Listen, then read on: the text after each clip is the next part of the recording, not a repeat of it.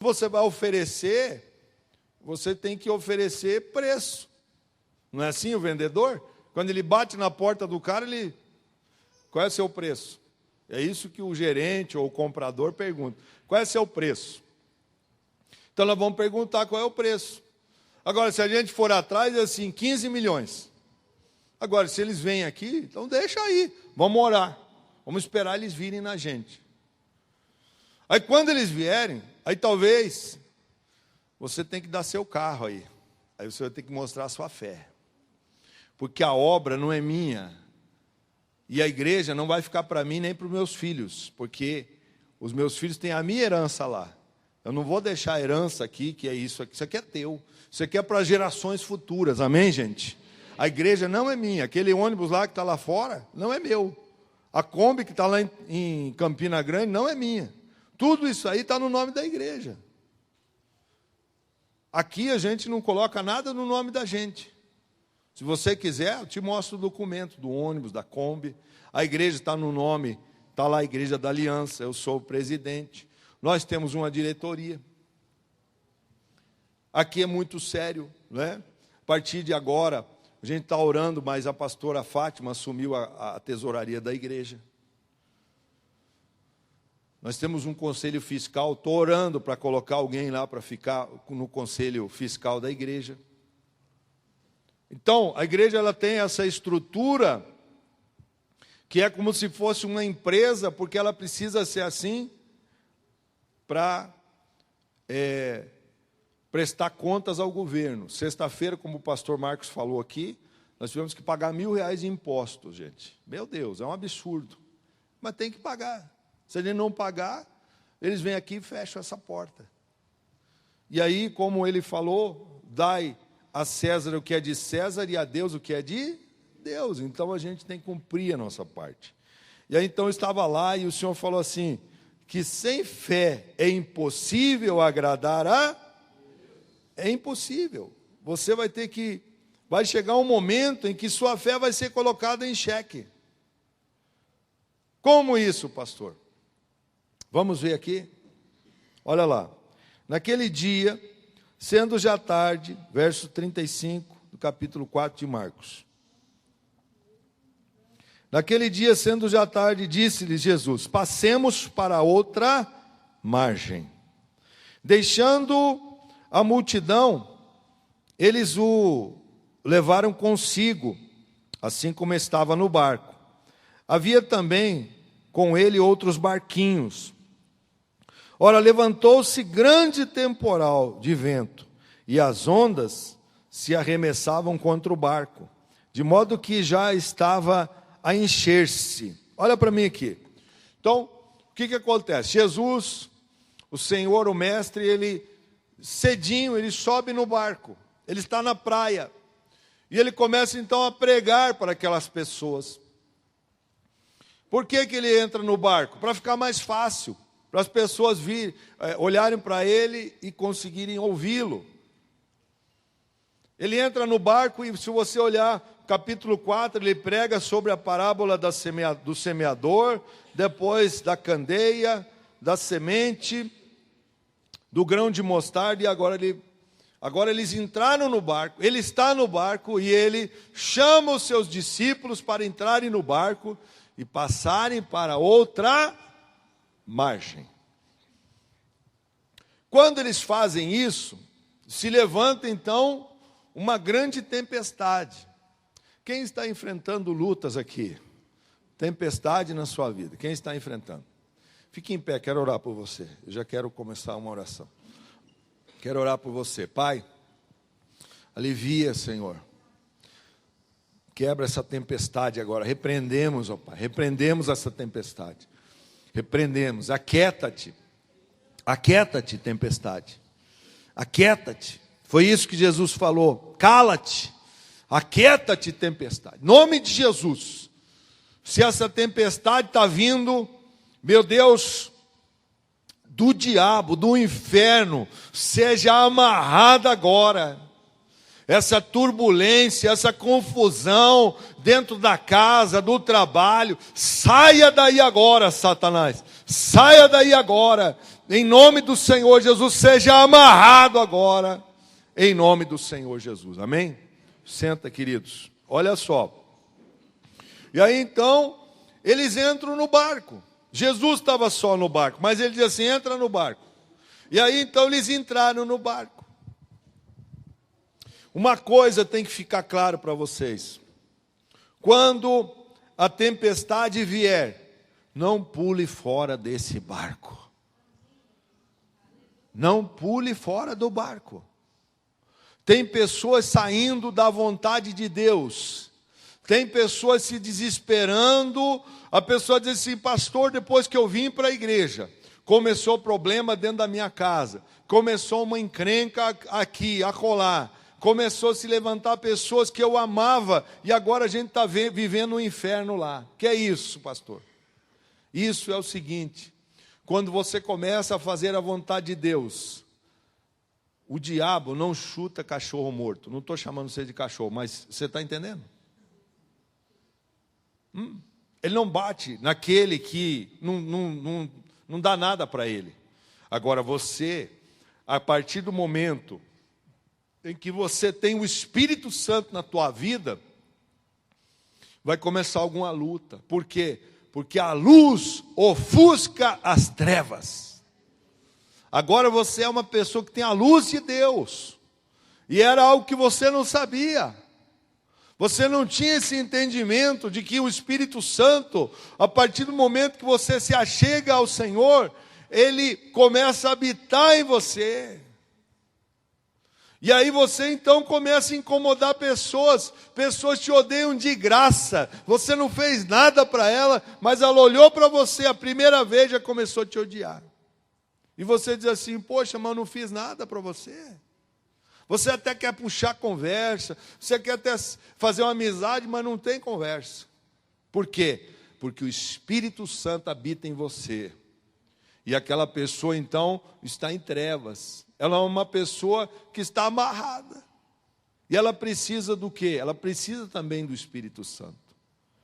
Aí então, aqui acontece esse temporal. Se levantou o temporal ali, o vento, e as ondas arremessavam contra o barco, de modo que já estava a encher-se. Não adianta você querer pular do barco, fica lá no barco, pega uma panelinha, tira a água, vai tirando a água. Por quê? Porque Jesus está lá dentro. Veja o que Jesus está fazendo dentro do barco. Ele está ali, verso 38, na popa, dormindo sobre uma almofada. Veja, Jesus está lá dentro da sua casa. Ele está dentro da sua casa, está lá descansando lá dentro.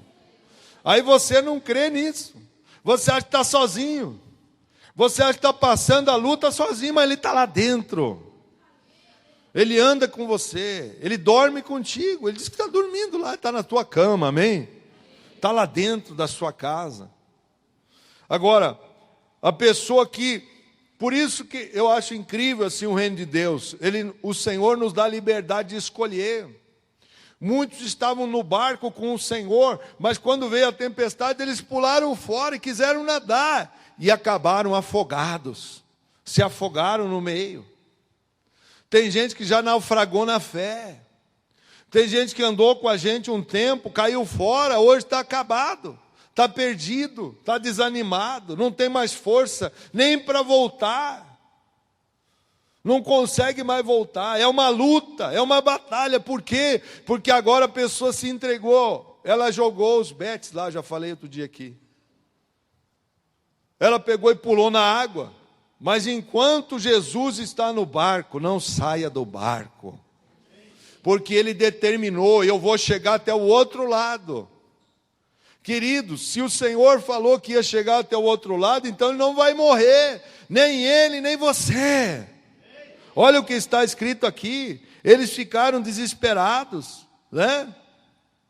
No verso 38, os discípulos o despertaram, dizendo, Mestre, não se te dá que pereçamos. Ele está lá. Gente, entenda uma coisa, o Senhor Jesus veio com uma vontade de Deus, que até falei na escola bíblica, determinada por Deus. Qual que era a vontade de Deus? Que ele fosse para a cruz, morrer por nós naquela cruz, amém, queridos? Então, ele não ia morrer afogado, e ele sabia disso, e ele está querendo ver a nossa fé, porque se você olhar lá, os discípulos dizem assim: Senhor, não, o Senhor não está preocupado que nós vamos morrer e o Senhor vai morrer também? Não, Jesus está lá dormindo. Sabe por quê? Porque aquilo que o Pai determinou para ele vai se cumprir. Aquilo que Deus determinou para a sua vida vai se cumprir. Agora, não saia dos planos de Deus para a sua vida. Não saia. O problema é que tem gente saindo, sai dos planos de Deus, sai da vontade de Deus, e aí depois vai perecer. Tem gente morrendo afogado. Tem gente morrendo na praia. Chegou lá e morreu na praia. Não viram isso aí já? Pessoas dizem assim: fulano nadou e morreu porque estava morto de cansado. Porque nadou tanto, se esforçou tanto. Para que se esforçar se Jesus está no barco? Se o barco virar, ele vai desvirar o barco. Ele vai desvirar, é que nem o caiaque, né? Vê o caiaque? Já viu aqueles caras que estão no caiaque? Daqui a pouco vira o caiaque, o cara vai lá para baixo, ele dá um jeito de desvirar o caiaque. Assim é na tua vida com Deus. Se você está passando lutas, fique aonde você está, porque Ele vai atravessar, você vai passar por outro lado. Mas para passar para o outro lado, exige fé de você. Exige muita fé. Você acreditar, Deus está contigo. Você acha que não está, mas Ele está. Olha só o que Ele fala aqui. Então, eles despertaram o mestre. Quando eu vejo aqui eles despertando o mestre, no verso 39, ele despertando, repreendeu o vento e o mar. Eles despertaram, sabe o que é isso? É que você não pode parar de orar. Nós estamos na torre de oração de 24 horas. Algumas mulheres estavam orando por encontro, acabou o encontro, parou de orar. Não, nós temos o encontro dos homens, nós temos as casas de paz, nós temos muitos projetos, não dá para parar de orar, amém, igreja? Amém. Não dá para parar de orar. Então não dá para parar de incomodar o mestre. Senhor, nós estamos aqui, Senhor, acorda, meu Pai. Aí o que ele fez? Ele acordou, levantou, repreendeu. Ele diz assim: cala-te, aquieta-te. E então o vento se aquentou e houve grande bonança. É isso que vai acontecer na sua vida, meu querido. É isso que vai acontecer. Agora você não pode pular fora do barco. Isso tem que ficar na sua cabeça. Não saia desse barco. Que barco é esse, pastor? Sua igreja. Sua igreja é a arca da salvação, a arca da aliança com Deus. Essa igreja é a igreja da aliança. Sabe por que era a igreja da aliança? Não só porque nós temos uma aliança com Deus, mas esta igreja também tem a arca da aliança que está lá. Ó. Essa igreja é a igreja da aliança que não tem fim. Ó. Viu a aliança que você tem no dedo, você que é casado? Você já viu se ela tem fim? Não tem fim. Nós fizemos uma aliança com Deus. Aí então eles estão ali. E aí, o que acontece é o seguinte: Jesus no verso 40 diz assim: e disse aos discípulos: por que sois tão tímidos? Por que é que vocês têm medo? Ainda não tendes fé? Por que é que vocês estão medrosos aí? A timidez aqui se compara também à covardia.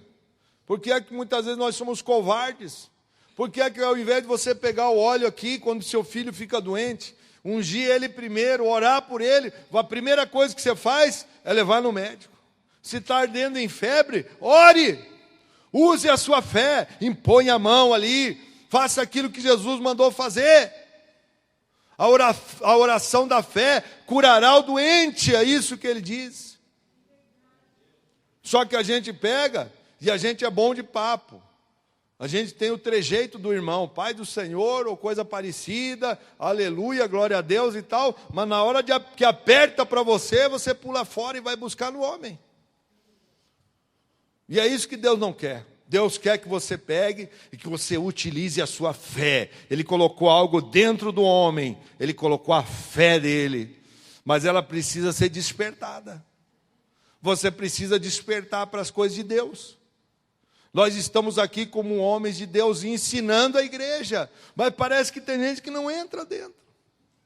A primeira coisa, quando acontece um problema, a pessoa não vai orar, ela vai buscar no homem. Se der um problema, ela vai buscar no advogado. Querido, primeiro é Deus, depois são os homens. Primeiro é Deus, põe a sua fé em ação, depois busque no homem.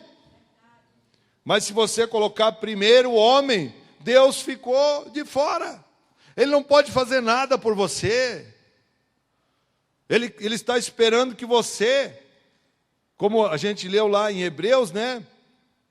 Que você tem que buscar nele primeiro. Vamos abrir lá de novo. Em Hebreus, ele diz assim,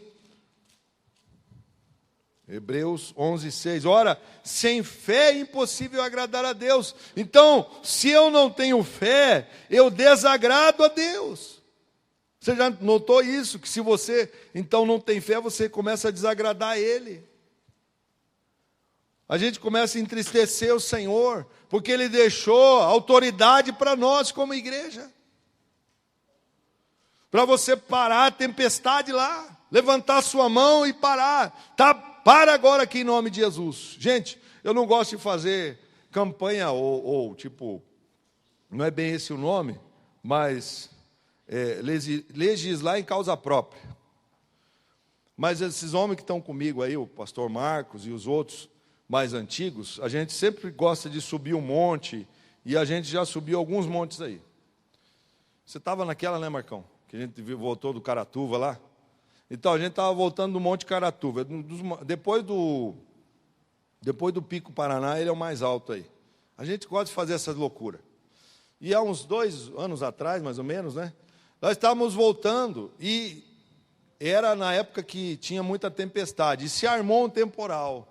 E começou a descer raio, e os raios, gente, lá não tem para-raio, no monte não tem. Para-raio é você. Você é o para-raio. Porque se tem um negócio assim, levantado, o raio vai procurar quem está em pé. Não é assim que acontece quando as vaquinhas vão embaixo lá da árvore? Dá o raio na árvore, pum, mata todas as vaquinhas. Já viram isso? Não. Assim é também. Vê o jogador de futebol, está lá no campo, deu um raio, pega naquele cara que está lá. Porque ele é o para-raio. Nós estávamos lá, falei, meu Deus, e agora?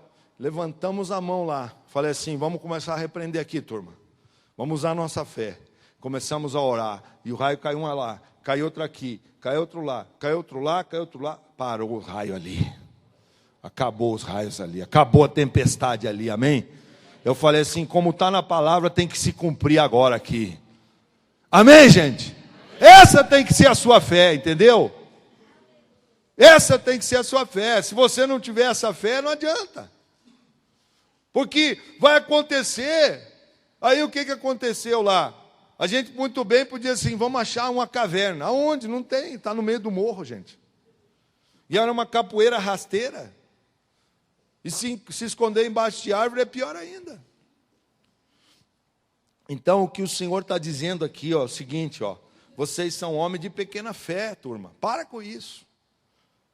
Para com isso. E outra, aquela época esses discípulos ainda não tinham o selo da promessa, a marca da promessa, que era o Espírito Santo. E hoje você tem o Espírito Santo dentro de você. E aí você tem toda essa autoridade e está desprezando ela. E aí ele diz assim, e eles sentiram um grande temor e diziam uns aos outros, quem é este que até o vento e o mar lhe obedecem? Veja só, agora eles ficaram, então, a Bíblia diz que eles ficaram com muito medo. Com muito medo. Tem outra versão que diz que eles ficaram, ali está falando temor, né? Que eles ficaram assim, com medo mesmo, amedrontados, não com aquilo que estava acontecendo, porque o Senhor repreendeu, mas eles estavam com medo de Jesus, porque até aquele momento eles não tinham a revelação de quem era Deus. Porque era o próprio Deus que estava no barco com eles. É o próprio Deus que está dentro da sua casa. É o próprio Deus que está dentro de você, morando ali através do Espírito Santo. E é isso que a gente não entende. Que o Senhor colocou o Espírito dele dentro da gente, para nos dar sabedoria, discernimento, para você fazer as orações corretas, para você acreditar que Ele está conduzindo sua vida. Se Ele disse assim, saia daqui e vai para colar, vai acontecer. Se você está na vontade de Deus, se você está no centro da vontade de Deus, se você está nos planos de Deus, então permaneça onde você está. Permaneça, não saia do barco. A tormenta vai passar e você vai ver que vai ser feita a bonança naquele lugar. Em nome de Jesus, amém? Fique em pé em nome do Senhor Jesus. Agora você vai colocar a sua fé em ação. Faça a sua oração agora, dizendo: Deus, aumenta a minha fé. Fala para Ele aí agora. Faça a sua oração aí. Pai, eu peço, Senhor, por essa igreja. Essa semana essa pessoa vai ser provada na fé. Talvez vão acontecer algumas tormentas lá, mas ela vai vencer, Pai. O Senhor disse assim: por que vocês são tão tímidos? Por quê? Se você tiver fé do tamanho de um grão de mostarda, direis a este monte: passa daqui para colar, isso acontecerá, disse o Senhor. Meu Pai, que essa pessoa saia daqui impactada com essa palavra. Para ela, meu Deus, alcançar coisas grandes. Talvez o Senhor vai colocar um negócio na mão dela. Talvez o Senhor vai colocar uma empresa essa semana e ela não pode se acovardar. Talvez o Senhor vai colocar coisas que ela diz assim: mas Senhor, e agora o que eu faço? Será que eu ponho o pé nessa água para o mar abrir? Será que eu vou? Será que eu tomo essa atitude? E o Senhor vai colocar coisas grandes na sua mão. E aí você vai ter que demonstrar se você crê nele ou não. É isso que nós cremos em nome do Senhor Jesus. Amém?